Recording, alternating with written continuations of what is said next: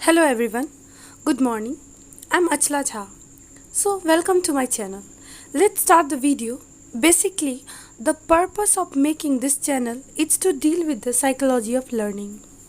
Educational psychology means शैक्षिक मनोविज्ञान। I hope आपको ये वीडियो से काफ़ी हेल्प मिले और आप अभी जो भी कर रहे हो मतलब बीएड या डीएलएड जो भी पढ़ाई कर रहे हैं तो नोट्स बनाने के पॉइंट ऑफ व्यू से हेल्प करेगा ही। And if you are preparing for seated, then this video is surely going to help you. Next, we will talk about the theories of learning. Basically, there are many learning theories. बहुत सारी learning की theory हैं जो कि psychologist द्वारा दिए गए हैं, मगर ये सभी थ्योरी जो है वो बहुत इम्पॉर्टेंट है। तो आज हम लोग पढ़ने जा रहे हैं सम फेमस थ्योरी जो कि हमारे साइकोलॉजिस्ट ने दिए। बहुत सारा एक्सपेरिमेंट करने के बाद, बहुत टाइम लेके एक्सपेरिमेंट करने के बाद जो रिजल्ट दिए वो सब थ्योरी है अभी यहाँ। तो पहला थ्योरी है थॉर्नडाइक्स कनेक्शनिज्म और ट्रायल एंड एरर लर्निंग। तो आज हम लोग बेसिकली ये वीडियो थॉर्नडाइक थ्योरी पे ही बनाए हैं। सेकंड है स्किनर्स ऑपरेंट कंडीशनिंग और थर्ड है वाटसन एंड पेवलोव्स क्लासिकल कंडीशनिंग। तो सबसे पहला कनेक्शनिज्म पे हम लोग जोर डालेंगे जो कि है थॉर्नडाइक्स कनेक्शनिज्म और ट्रायल एंड एरर लर्निंग। तो थॉर्नडाइक्स कनेक्शनिज्म और trial and error learning theory जो है वो क्या किसके द्वारा दिया गया है? E.L. थॉर्नडाइक द्वारा दिया गया है। और इसमें जो भी एक्सपेरिमेंट उसका सेटअप क्या था और उससे क्या क्या लॉज निकले और उसका एजुकेशनल इम्प्लीकेशन क्या था एंड उसके बाद हम लोग लिमिटेशन क्या था और उसके बाद हम लोग सीटेट के कुछ क्वेश्चन सॉल्व करेंगे। तो चलिए आगे बढ़ते हैं। तो सबसे पहले थ्योरीज ऑफ लर्निंग, तो इसको बहुत सारे नाम से जाना जाता है। तो मैंने यहाँ 5 नाम लिखा है। That is first, that is cognitive learning theory, जो किसके द्वारा दिए गए थे? Piaget theories of cognitive development, मतलब साइकोलॉजिस्ट पियाजेट द्वारा दिया गया था ये थ्योरी। कॉग्निटिव मतलब क्या होता है? संज्ञानात्मक शिक्षा। अब दूसरे में आते हैं बिहेवियरिज्म। बिहेवियरिज्म लर्निंग थ्योरी मतलब व्यवहारवाद, हम किस तरह से दूसरों के साथ व्यवहार करते हैं अपने सोसाइटी में, अपने चारों ओर, किसी दूसरे व्यक्ति से, अपने से छोटे से बड़े से किस तरह से हम बिहेवियर अपना रखते हैं, वो दिया गया था वाटसन एंड पेवलोव्स थ्योरी के द्वारा। तीसरा है कंस्ट्रक्टिविज्म लर्निंग थ्योरी, जो विजोत्स्की के थ्योरी ऑफ लर्निंग बोला जाता है, जो विजोत्स्की साइकोलॉजिस्ट के द्वारा दिया गया था। कंस्ट्रक्टिविज्म का मतलब है रचनावाद, मतलब हमारी बुद्धि जो हम किस तरह से सोच सकते हैं, हमारी क्या आइडियाज़ हैं, ये सब है। ह्यूमनिज्म लर्निंग थ्योरी, जो कि रॉगर्स ह्यूमनिस्ट थ्योरी दिया गया था, मतलब जिस तरह से हमारा सोसाइटी चेंज करते जा रहा है उस तरह से थ्योरी भी चेंज करते जा रहा है। पहले के टाइम में कंप्यूटर नहीं था, अब क्या है, कंप्यूटर आ गया है, तो कहीं ना कहीं सब कुछ बदला है। तो ह्यूमनिज्म लर्निंग थ्योरी जो है वो भी कुछ मदद करते हैं। तो रॉगर्स ह्यूमनिस्ट थ्योरी के द्वारा दिया गया था। अब आता है कनेक्शनिज्म लर्निंग थ्योरी, जो कि अभी हम लोग पढ़ेंगे। That is Thorndike theory of trial and error. तो कनेक्शनिज्म मतलब बॉन्ड, तो ये जो है थॉर्नडाइक द्वारा दिया गया था और आज हम लोग यही पढ़ेंगे। तो चलिए आगे बढ़ते हैं नेक्स्ट स्लाइड की ओर। तो थॉर्नडाइक कनेक्शनिज्म थ्योरी, जिसको बोलते हैं ट्रायल एंड एरर लर्निंग। तो ट्रायल मतलब होता है परीक्षण और एरर मतलब होता है त्रुटि, गलती या भूल। मतलब जो भी हम लोग काम करते हैं, जो भी हम लोग परीक्षण करते हैं, एक्सपेरिमेंट करते हैं, उसमें क्या क्या गलती है और उस गलती से हम लोग सीखते हैं। तो इसलिए इसका नाम दिया गया ट्रायल एंड एरर थ्योरी। तो ये दिया गया था एडवर्ड एल थॉर्नडाइक द्वारा 1874 से 1949 के बीच में। तो थॉर्नडाइक जो थे वो सबसे पहले एक्सपेरिमेंट शुरू किए चिकन पे, रैट पे और कैट पे, मगर सबसे ज़्यादा जो फेमस थ्योरी था उनका वो कैट पे ही था। तो ये जो भी पजल बॉक्स एक्सपेरिमेंट हम लोग पढ़ेंगे अभी, वो क्या था, वो कैट पे वो एक्सपेरिमेंट किए थे। और क्या हुआ कि वो लर्निंग को मतलब सिचुएशन में डाल के डिफरेंट लर्निंग सिचुएशन दिए उस कैट के लिए और देखे कि वो क्या बिहेवियर करती है और उससे जो भी रिजल्ट आया तो उसके बेसिस पे बहुत सारे लॉज मिले हम लोग को। तो वो हम लोग देखेंगे। हम लोग कैसे सीखते हैं पढ़ना, मतलब what goes in the process of learning, हम लोग कैसे सीखते हैं, हाउ डू वी लर्न, और how a child learn to solve any problem, maybe it is a mathematical problem. तो ये सब हम लोगों को कैसे पता चलेगा, क्या प्रोसीड्योर है, क्या प्रोसेस है, तो ये सब किसकी मदद से पता चलता है, इन साइकोलॉजिस्ट ने जो भी थ्योरी दिए हैं तो उससे हम लोगों को मदद मिलती है ना। अब हम लोग बात करते हैं, जब भी हम लोग कोई भी थ्योरी पढ़ेंगे तो एक चीज़ हम लोग पढ़ेंगे थॉर्नडाइक थ्योरी में, जो कि 2 वर्ड है, स्टिमुलस एंड रिस्पॉन्स। तो स्टिमुलस का मतलब होता है प्रोत्साहन और रिस्पॉन्स का मतलब होता है प्रतिक्रिया। मतलब थॉर्नडाइक ने जो भी थ्योरी दिया था उनमें उन्होंने बताया था कि मोटिवेशन जो है वो एक बहुत बड़ा काम करता है कोई भी लर्निंग में। तो प्रोत्साहन और प्रतिक्रिया, मतलब जो भी प्रोत्साहन हम लोगों को मिलेगा उसके हिसाब से प्रतिक्रिया क्या होगी, बदलेगी। जितना ज़्यादा मोटिवेशन मिलेगा हम लोग उतने अच्छे से उस काम को उस ढंग से कर सकते हैं। तो अब पजल बॉक्स एक्सपेरिमेंट के बारे में जानते हैं। तो पजल बॉक्स एक्सपेरिमेंट जो था वो सेटअप कैसा था, तो उन्होंने क्या किया था, एक हंग्री कैट को, एक भूखी बिल्ली को एक पजल बॉक्स के अंदर रख दिया था। बॉक्स मतलब सिंपली एक बॉक्स था जिसमें कुछ कुछ अरेंजमेंट किए गए थे। मतलब एक डोर था एग्जिट के लिए, मतलब जिससे वो कैट जो है वो बाहर निकल सकती थी, मगर वो जो दरवाज़ा था उससे वो कैसे बाहर निकलती, एक लैच की मदद से, मतलब एक सिटकनी बोल सकते हैं, जिसको खोल के वो बाहर निकल सकती थी ना। Food was placed outside the box, उस बॉक्स के बाहर एक फूड रखा हुआ था। तो फूड ऑफकोर्स फिश था, क्योंकि बिल्ली को फिश बहुत पसंद है। Next, cat made every possible effort to come out of the box. सही बात है, भूखी बिल्ली है, वो चाहती थी कि वो उस बॉक्स से जल्दी बाहर निकले और वो खाना खाए। कैट ने बहुत प्रैक्टिस किया, बाहर निकलने का बहुत कोशिश की, वो नहीं निकल पा रही थी, बहुत अटेम्प्ट किए जिससे वो बाहर निकल सकती थी, बट बहुत सारा गलत था। मगर in random movement latch was manipulated, मतलब कोशिश करते करते करते कहीं ना कहीं उसका जो था पंजा वो उस लैच पे लग गया और वो खुल गया, and got its reward response. मतलब उसका रिवार्ड क्या था, उसका प्रोत्साहन क्या था, मोटिवेशन क्या था उसका, वो मछली। तो in due course the cat was able to open the door without any error. मतलब जब इस एक्सपेरिमेंट को बार बार किया गया, बार बार बिल्ली को उस पजल बॉक्स के अंदर रख दिया जाता था, तो क्या होता था कि उसको धीरे धीरे आदत पड़ गई, उसको पता चल गया कि कहाँ से डोर खुलता है, किसकी मदद से, क्या छूने से, क्या पकड़ने से वो जो है डोर खुलता है। तो धीरे धीरे क्या हुआ, वो सीख गई कि किस तरह से। उसके बाद वो बहुत कम टाइम लेने लगी। तो थॉर्नडाइक ने कहा था कि it tries to squeeze through any opening and claws at everything it reaches. मतलब वो जहाँ जहाँ पहुँच पा रही थी वो वहाँ पे बहुत अटेम्प्ट की कि क्या करे कि हम उससे बाहर निकल जाए। तो इसलिए इसका नाम दिया गया ट्रायल एंड इरर लर्निंग। मतलब कि कोशिश करते करते हम सीखेंगे, अपने इरर को छोड़ेंगे, मतलब इरर जो गलती हमसे हुआ उसको हटाएंगे, और जो राइट डायरेक्शन में जहाँ हम जा रहे हैं उसमें हम लोग बार बार प्रैक्टिस करके उस जगह पे पहुँचेंगे। तो थॉर्नडाइक ने कहा था कि stamping in the correct responses and stamping out of the incorrect responses, मतलब करेक्ट रिस्पॉन्सेज की ओर बढ़ना और इनकरेक्ट रिस्पॉन्सेज को छोड़ते जाना। तो थॉर्नडाइक ने कहा था learning is connecting, the mind is man's connection system. मतलब आदमी का जो दिमाग है वही कनेक्शन सिस्टम है, आदमी अपने दिमाग से ही सब कुछ कर सकता है। तो इस एक्सपेरिमेंट के बेसिस पे थॉर्नडाइक ने कुछ लॉज दिए। तो सबसे पहला क्या था कि लॉ ऑफ रेडीनेस, दूसरा था लॉ ऑफ इफेक्ट, और तीसरा था लॉ ऑफ एक्सरसाइज, जो कि फिर 2 पार्ट्स में बढ़ता है, that is law of use and law of disuse. तो सबसे पहले हम लोग जानेंगे कि लॉ ऑफ रेडीनेस किसको बोलते हैं। रेडीनेस मतलब तैयार, बच्चा तैयार है पढ़ने के लिए कि नहीं है, कि लर्नर जो है, जो भी बच्चा है, learners state to participate in the learning process. Learner का स्टेट क्या है अभी पार्टिसिपेट करने के लिए लर्निंग प्रोसेस में। मान लीजिए अभी कोई क्लास स्टार्ट होने वाला है, क्या बच्चा उत्सुक है, जिज्ञासु है उसे पढ़ने के लिए। तो इसलिए टीचर का जो लेसन प्लान होता है वो किसके मुताबिक होता है, बच्चों के मुताबिक होता है, चाइल्ड सेंटर्ड होता है, कि सबसे पहले आए, आप जो चैप्टर पढ़ाना चाहते हैं तो बच्चों को उसके बारे में कुछ पूछे, या प्रीवियस क्लास में उन्होंने जो पढ़ा है उससे कनेक्ट करना चाहे, जिससे बच्चा क्या हो, तैयार हो पढ़ने के लिए वो चीज़।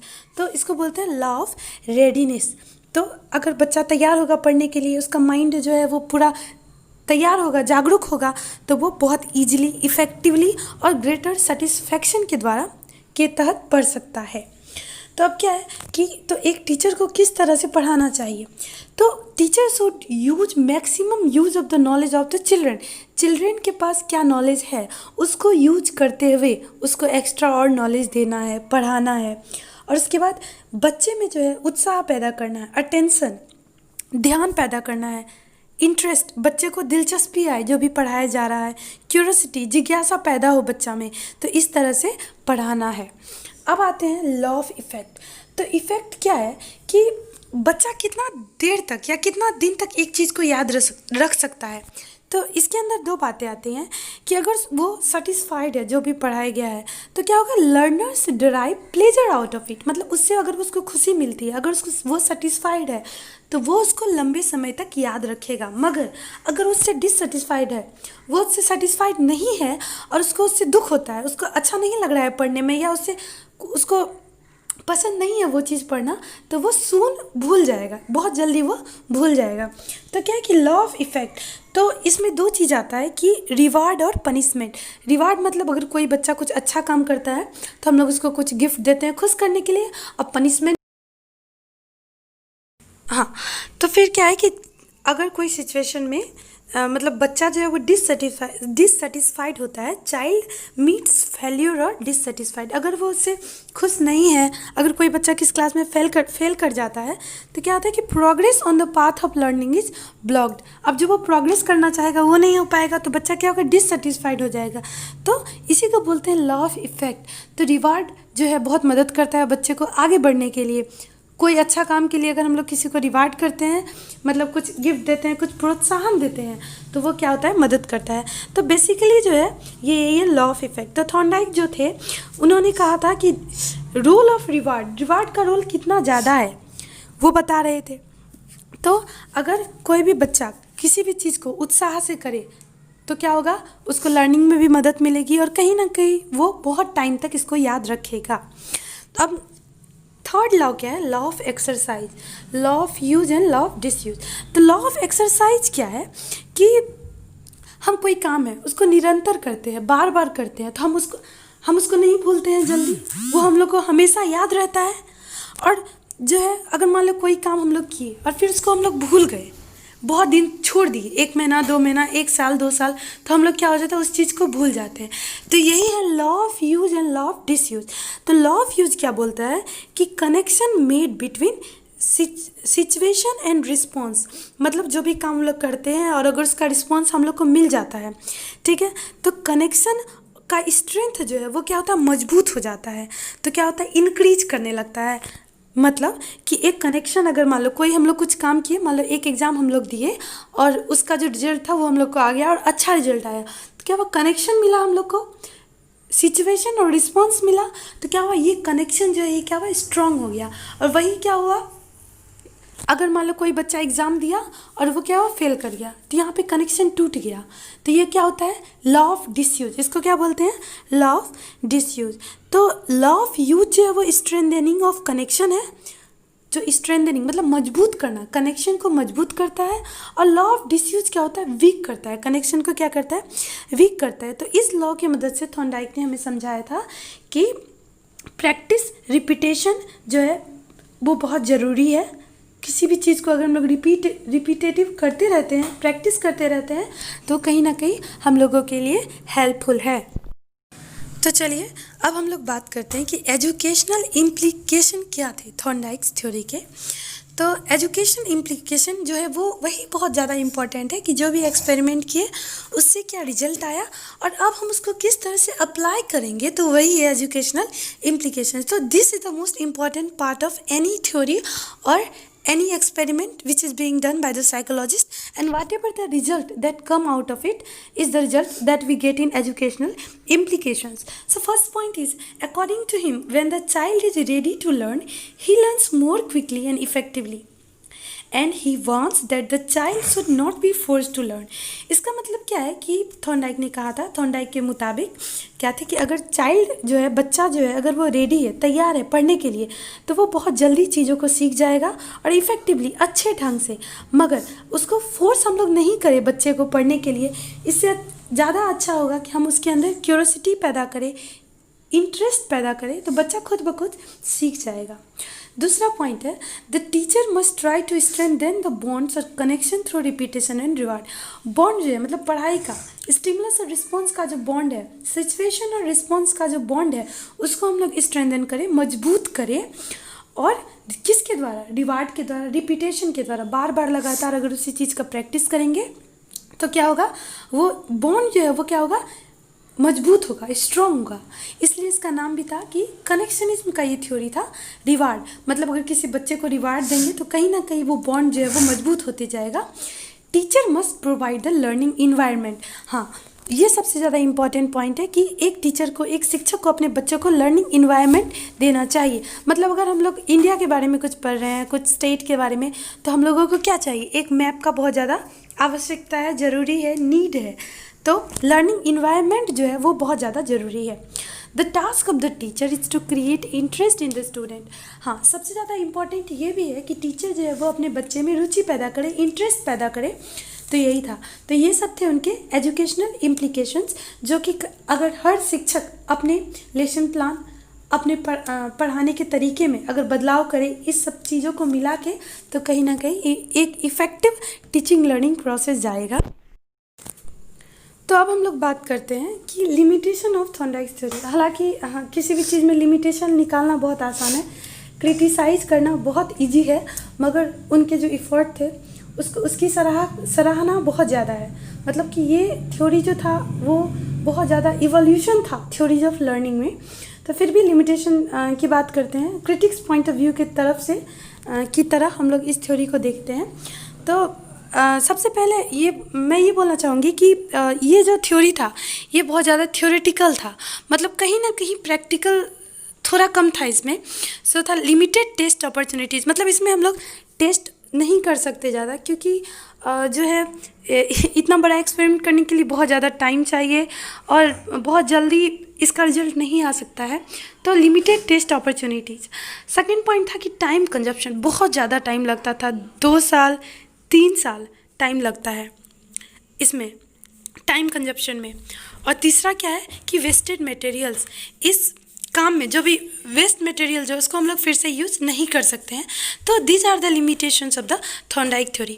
तो थ्योरेटिकल इसको इस एक्सपेक्ट में बोल सकते हैं कि रोल ऑफ मोटिवेशन क्या है, रोल ऑफ प्रैक्टिस क्या है, ये सब तो सही बात है, मगर ये तो उस तरह से हो गया कि एक प्रोवर्ब जैसे है कि you can lead a horse to water but you can not make him drink, और नथिंग सक्सीड्स लाइक सक्सेस, और practice makes a man perfect. मतलब ये सब जो चीज़ थे ये थे थ्योरेटिकल बातें थी ये। हाँ, तो लिमिटेशन में अगर बात करें तो इनका एक यही लिमिटेशन था कि टेस्ट अपॉर्चुनिटीज़ जो था वो लिमिटेड था, बहुत कम था, और एक्सपेरिमेंट का जो टाइम था वो बहुत ज़्यादा बड़ा था, लंबा था। और अब जो हम लोग जो भी अभी के टाइम में जो एक्सपेरिमेंट करते हैं हम लोग उसको फिर से वेरीफाई कर सकते हैं, फिर से बार बार टेस्ट करते हैं ताकि वो एक्यूरेट हो। मगर इस एक्सपेरिमेंट को हम लोग बार बार करके नहीं देख सकते, क्योंकि कहीं ना कहीं मतलब ये डिपेंडेंट है एक एनिमल पे, जो कि उसका बिहेवियर्स के मूड पे। सो ये जो है टाइम कंजप्शन जो है बहुत ज़्यादा है इसमें। तो अब हम लोग कुछ क्वेश्चंस करेंगे थॉर्नडाइक थ्योरी पे। तो ये क्वेश्चन जो है ये तो सीटेट के कुछ क्वेश्चन हैं जो कि मैंने उठाए हैं। तो सबसे पहला क्वेश्चन जो होता है जो हर एग्ज़ाम में आता है कि थॉर्नडाइक की जो थ्योरी थे उनके एक्सपेरिमेंट में उन्होंने किस एनिमल का यूज किया था। तो ये क्वेश्चन मैंने नहीं डाला क्योंकि ये बहुत एक रेयर क्वेश्चन नहीं है, एक कॉमन क्वेश्चन है। तो of course he had used the cat in this experiment. तो पहला क्वेश्चन हम लोग करते हैं कि which of the following statement is a part of Thorndike's law of effect. तो लॉ ऑफ इफेक्ट याद कीजिए, हम लोगों ने क्या पढ़ा था कि लॉ ऑफ इफेक्ट जो था कि वो किसको इम्पोर्टेंस दिया था, रिवार्ड का इम्पोर्टेंस और पनिशमेंट का कमी जो था, कि what does the role reward play in any of the teaching learning process. तो ये जो था लॉ ऑफ इफ़ेक्ट था कि अगर कोई बच्चा जो है वो सेटिस्फाइड है अगर अपने पढ़ाई से या जो भी लर्निंग से, तो वो उससे खुशी महसूस करेगा, ड्राइज प्लेजर आउट ऑफ इट, और क्या होगा कि वो उसको बहुत टाइम तक याद रखेगा। तो क्वेश्चन पढ़ते हैं कि कौन जो है स्टेटमेंट है थॉर्नडाइक लॉ ऑफ इफ़ेक्ट का। तो सबसे पहला, behaviour caused by intrinsic motivation are more likely to led to reinforcement, ये पहला है। दूसरा है बिहेवियर्स फॉलोड बाय रीइंफोर्समेंट और punishment are equally likely to occur again in the future. तीसरा है behaviour followed by punishment are more likely to occur again in the future. और चौथा है कि behaviours followed by reinforcement are more likely to occur again in the future. तो अब सोचिए क्या होगा। सबसे पहला क्या कि बिहेवियर, जो भी हम लोग जो है व्यवहार करते हैं, वो इंट्रिंसिक मोटिवेशन जो है वो लेड टू रीइंफोर्समेंट, किसी चीज़ में अगर बदलाव है तो वो कैसे लाएंगे, इंट्रिंसिक मोटिवेशन के द्वारा लाएंगे। आदमी के अंदर, बच्चे के अंदर जो भी मोटिवेशन है, क्या उससे मदद मिलेगा? ऑप्शन बी है कि रीइंफोर्समेंट, अगर ज़बरदस्ती उसको पनिशमेंट दे के या ज़बरदस्ती बल दे के, उस पर जोर दे के अगर हम लोग कुछ कराते तो क्या वो फिर से फ्यूचर में होगा, अगेन इन द फ्यूचर होगा। सी है कि अगर punishment, the behaviours followed by punishment, मतलब जो बिहेवियर हम लोग बच्चे में लाते हैं पनिशमेंट के द्वारा, वो फ्यूचर में होगा। और चौथा है बिहेवियर फॉलोड बाय रीइंफोर्समेंट, मतलब बल दे के, जोर से, किस तरह के दबाव में, वो फ्यूचर में फिर से होगा। तो ऑफ कोर्स इसका आंसर है ए नंबर कि behaviour caused by intrinsic motivation, मतलब कि अंदर का जो मोटिवेशन है वही मदद करेगा बच्चे को आगे बढ़ने में और बार बार जो है किसी भी चीज़ को करने में, लंबे समय तक याद रखने में। तो सेकेंड क्वेश्चन है कि Sohail tries a new study strategy to prepare for an important test then gets an A on the test. मतलब सोहेल जो है, किसी बच्चे का नाम है, वो क्या है, एक नया स्टडी का स्ट्रेटेजी बनाया एक इम्पॉर्टेंट टेस्ट के लिए, मतलब कोई भी टेस्ट के लिए, और उसको क्या मिला, ग्रेड ए मिला। ऑफकोर्स अच्छे मार्क्स मिले तब ग्रेड ए मिला होगा।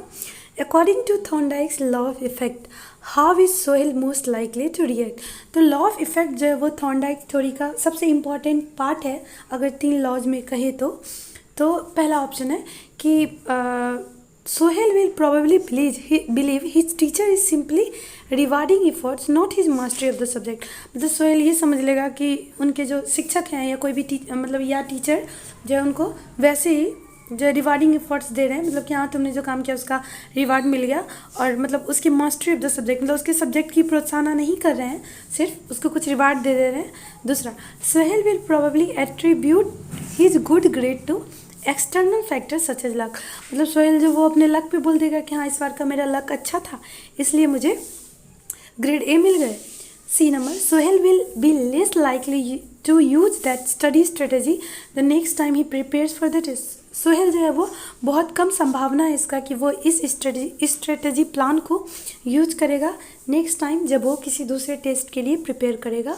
And the D number, Sohail will probably use that strategy the next time he prepares for a test. मतलब वो वही स्टडी स्ट्रेटेजी यूज करेगा। तो इसका ऑप्शन जो है डी ही होगा, क्योंकि जो है ऑफकोर्स अगर उसको अच्छे ग्रेड आए हैं, अच्छे मार्क्स आए हैं, उसको रिवार्ड मिला है, तो ऑफकोर्स वही सेम स्ट्रेटेजी प्लान जो है वो यूज करेगा। So thank you so much for watching this video and I hope it will help you, and if you like my channel then subscribe to my channel. Thank you so much.